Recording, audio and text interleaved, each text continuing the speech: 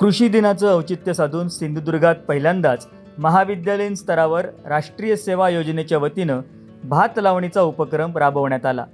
देवगड तालुक्यात शिरगावच्या पुंडलिक अंबाजी कर्ले कला आणि वाणिज्य महाविद्यालयाच्या वतीनं राष्ट्रीय सेवा योजना विभागातर्फे भात लावणीचे धडे विद्यार्थ्यांना देण्यात आले।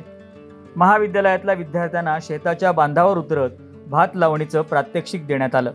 विद्यार्थ्यांमध्ये शेतीविषयक भावना निर्माण करणे हा या मागचा हेतू होता। त्याचबरोबर विद्यार्थ्यांना भात लावणी करताना मिळणारा आनंद आगळा वेगळा होता। या उपक्रमात महाविद्यालयाचा प्राध्यापक वर्ग सुद्धा उत्स्फूर्तपणे सहभागी झाला होता।